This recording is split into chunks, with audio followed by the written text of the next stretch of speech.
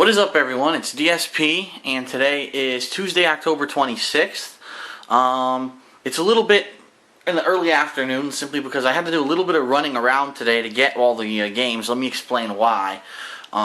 Today is single-handedly the #1 biggest release day of the year, because the largest number of games, popular games that people want, actually came out today. Everything that you see here actually came out today. So I'm talking Fable 3, Star Wars The Force Unleashed 2, the new Time Crisis game Raging Storm for the PS Move, the Shoot for the PS Move. Some games that I didn't pick up but are pretty popular are SmackDown vs. Raw 2011, and I believe there was actually one or two other games that came out today. So today is literally the largest release day of the year. The majority, I want to say the most games to be released in one day was today. So why did I spend all day running around rather than just going to one place to get what I wanted? Well, here was the problem. When I went to reserve these games at my local GameStop about 3 weeks ago, I was told that the limited edition of Fable 3 was sold out. They didn't have any. And I said, that's ridiculous. It's 3 weeks ahead of time. You have the ability to order more. But they basically said they didn't have the ability to do it. So I said, whatever. I ended up pre-ordering the Force Unleashed 2 limited edition and Time Crisis and the Shoot. And I said, well, let me see if I can find Fable 3 anywhere else. I looked at several different places online, and all of them seemed to say, well, yeah, you can order it, but there's no guarantee it's going to get there anywhere near the 26th. In fact, I tried to order it on Amazon.com, and they said it wouldn't even ship till the 28th, which is retarded bullshit. So whatever. I said, let me go to my local store. So it just so happens that yesterday, I stopped at my local Best Buy, and they had the pre-order box, pre-order Fable 3, and it has the option on the back which one you want. So that it keyed me in and said, gee, this store is definitely going to get some of the limited edition, so let me grab this now and order the limited edition, and hopefully I made the cut. And they scanned it in yesterday, and yes, I did make the cut. The store had not pre-sold through all of the limited editions, which is pretty cool. So I stopped by, and it's a funny story. I stopped by Best Buy this morning, and I picked up the limited edition of Fable 3, which we're going to look at right now.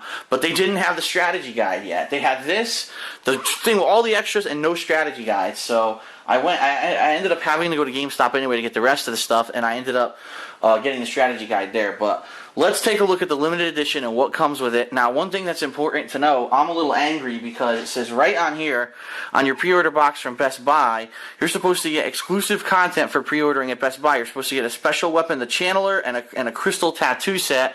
They didn't give that to me. And I knew that was going to happen because this is what always happens with these retail chains. They fuck up. They don't know what they're doing. I asked for it, and they said, we don't have it. I don't know what you're talking about. So it says right here on your pre-order that you're supposed to have a voucher to give me to get the code. They said, we don't know what you're talking about. Excellent. Actually, now that I'm saying that, I'm going to dig my receipt out of the trash and see if by some amazing coincidence on my receipt it has the code that I'm supposed to enter on Xbox Live to get my exclusive stuff. It has a registration ID. No, that's a customer service pin. That's not it.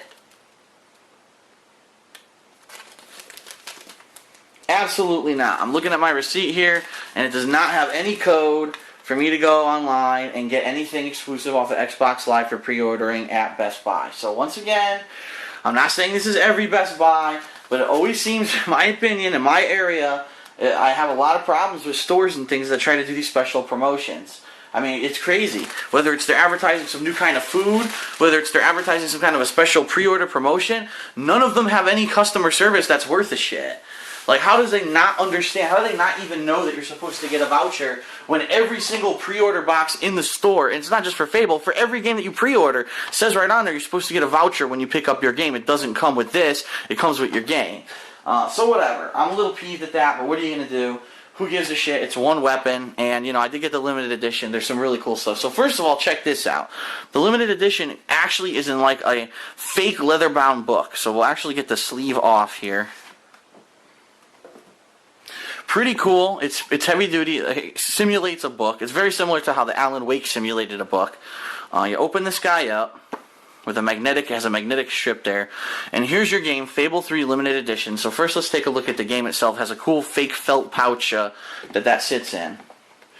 And so you got your Fable 3 limited edition, you got your game, and because you got the limited edition, you get 2 bonuses. You get an exclusive map, which I believe is called, and by the way, I can cover it up so I can actually show you guys the back of this. It's called the Hunter's Lodge region, which has a unique outfit, a unique dog breed, the Boxer, and it has a extra Wolf's Bane quest in this new area. There's also another card which gives you extra potions, power suits, tattoos, and another dog that you unlock. So between the limited edition, you get 2 actually downloadable contents, which I think is pretty neat that you get 2 extra things like that. And of course your instruction book, which is full color. For Fable 1 and 2, it was also full color, so I came to expect that this was going to be a pretty high quality thing, especially because it's from Microsoft Game Studios, being a first party game. They usually put a little bit of extra effort into it. So there you have it with the game itself, and then in addition to that, you put the game in there. This is actually a hidden compartment. So let me show you. Hold on, let me pan down a little bit here. This is a hidden compartment box, because check this out. The bottom opens up to have a hidden shelf, and in this shelf you get 2 extras. You get a coin similar to the Fallout New Vegas limited edition, but this coin is really neat because you see it has 2 different colored sides. What they're saying is in the game, I don't know if you've ever played Fable before, but in the game Fable, you're going to have several choices and several critical points in the game where you can either choose to do a good action or a bad action. And depending on what you choose, it actually changes the appearance of your character, the abilities that you'll get, and so forth. So what they're saying is if you have one you can't decide, or maybe you just want to do a random playthrough, you take this coin and you'll flip it. Oh! Okay, I have to make the good decision now because I flipped the coin and I got the good side. So that's what that coin is supposed to be for. And then also, again, extremely similar to the Fallout New Vegas limited edition, an exclusive pack of Fable 3 playing cards, which, oh no, if I open them, the value will be diminished. Well, tough shit. Let's open this bitch. Let's see what it looks like. Sorry, I'm not one of those guys who, like, when I was a kid, I collected action figures, and I refused to open the action figure because it diminishes the value.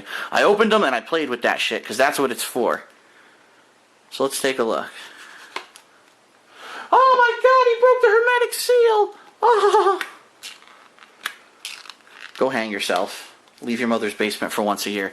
Okay, so here we go. The Fable 3 playing card deck. Pretty sweet. The Joker is the chicken. If you've played Fable, you know by now that the chicken actually is a comedic character in the game, that in every game you actually end up killing them or they're around to be killed. And some games there's even an achievement for it. I believe in Fable 2 there was an achievement. In this game I believe there's also an achievement for it.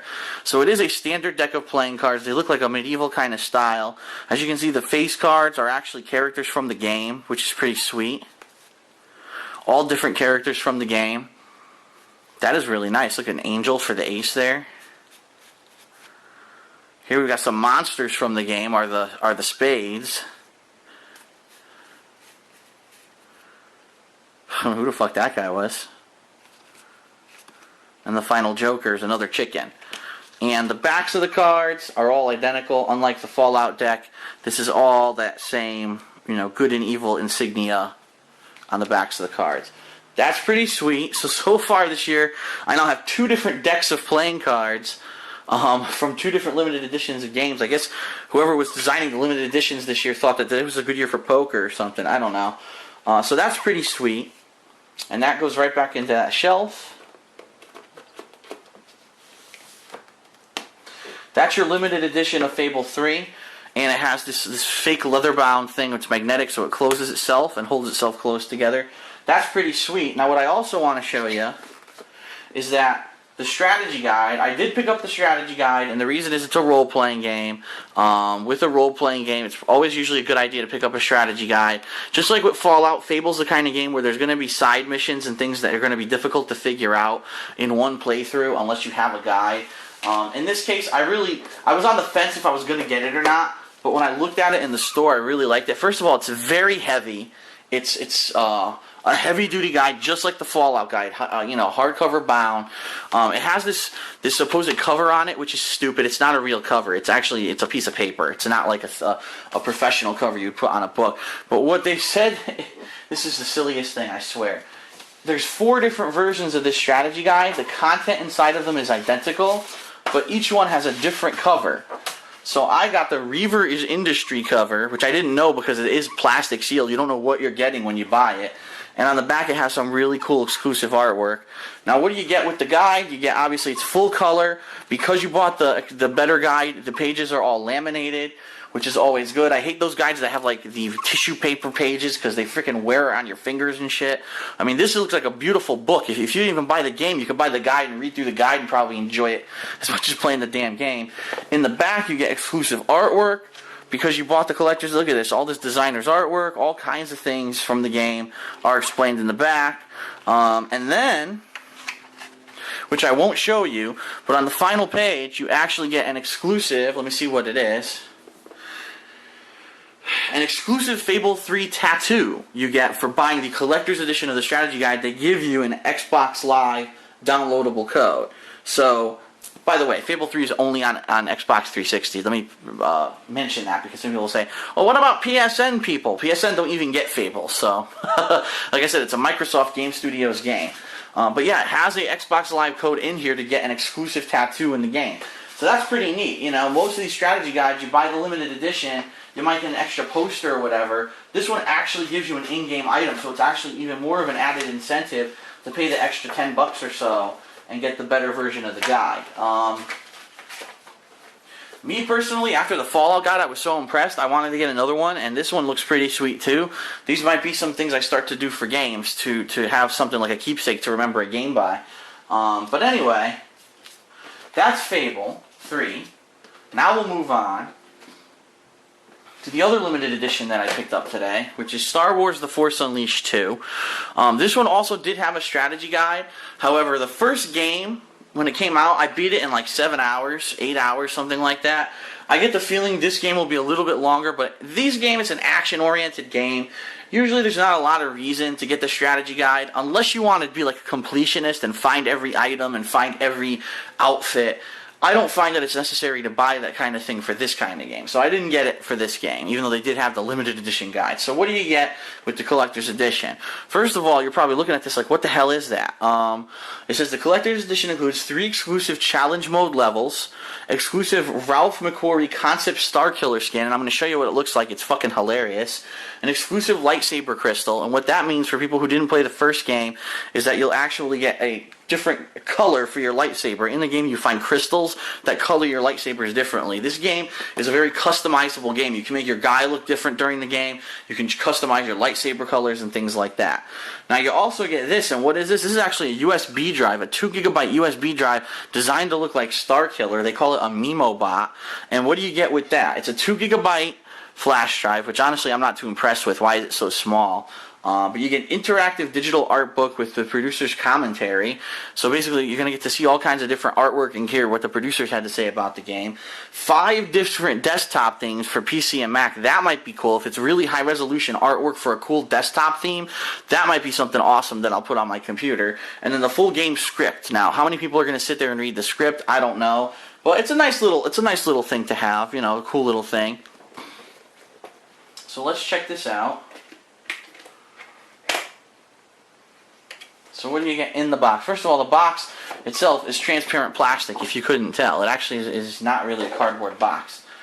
First you get, similarly to Mass Effect 2 earlier this year, you get this hard metal box. On the front you've got Star Killer, metallic. On the back you've got Darth Vader looking, saying, what the hell am I doing here? Inside you've got your disc with some nice artwork behind it. Unlike the regular game, it's Darth Vader. Here is your code, and as I said, take a look. If you can see that picture, that is hilarious. It's a dude running around in like a leather mask with 2 lightsabers. He looks like an idiot. You know who he reminds me of? He looks like Voldo from the Soul Calibur series. Like, who on earth would have wanted that skin? I'm glad that's the concept art and not the art that they actually went with in the game. It looks ridiculous. So obviously I'm not going to show you that code to get that, but it's an explanation of what MimoBot is. It's actually a third-party company who manufactured that thumb drive, and they're like, oh, this is how you use a thumb drive. Like, I don't fucking know how to use a thumb drive. Are you serious? And then here's your Force Unleashed 2 instruction manual, black and white, which is kind of disappointing, but what are you going to do? Let's actually put that stuff back in there before we move on.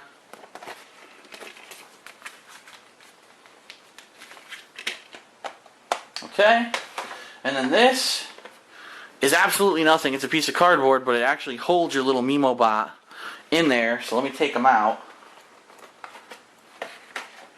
Here is your Star Killer Mimo bot. I don't know why they call it. It's a USB thumb drive, and his helmet comes off. So now it's just him with a USB port sticking out of his head. So I'm gonna actually, before I even play the game, I'm gonna plug this into my PC and see if there's any cool desktop themes that I might want to use. Now, what else did I pick up today? Because we're not even done. There's more. Today was such a popular day. I picked up 2 games for the PS Move. These are the games that many people have been waiting for, because a lot of people thought that the first games that came out were just silly joke games or games for parties or kids, but they weren't really games that a hardcore gamer would want to play. So what we have today are 2 shooter games. And the first one, called The Shoot. This one, I actually played the demo for, if you remember. Now, the demo only had the cowboy stage. This is actually showing you that this has zombies, this has robots, this has actually a long variety of gameplay in this kind of game. And pretty much all it is shooting things and trying to, you know, not lose and not get hit by stuff and beat the game and unlock certain things by doing that. Fairly straightforward. Here's your game. Here's your instruction manual. Nothing too major. Instruction manual in black and white. But I actually looked at the instruction manual. It's very basic. It doesn't say there's anything, you know, whoop-de-doo about that. Here you go. This is Time Crisis Razing Storm. This is a really good value because it's $60. It is the price of a full game. But you get Time Crisis 4, which was the last one that came out. So you get the Time Crisis 4 video game. You get a whole new game called Dead Storm Pirates, which I've never even seen available on a console before. I think it was probably an arcade shooter. And you get Time Crisis Razing Storm, which is the newest Time Crisis. They're all compatible with PS Move. I mean, the massive amount of content on this disc is crazy. Like, I couldn't believe, I didn't even know it had that pirate game in it. Inside, typical, you know, instruction booklet and game, and it's going to explain how to play each one, which is basically shoot the living shit out of everything. So nothing major there, but what I ended up doing is, because I said, alright, these are the first time I'm going to seriously be playing 2 shooting games in the PS Move. I went out and I bought the shooting attachment, which is hilarious. They call it the shooting attachment. How do you call it the gun? What's wrong with that? Or the zapper accessory. You know, they have to call it the shooting attachment because they're afraid that someone's going to say it's a gun.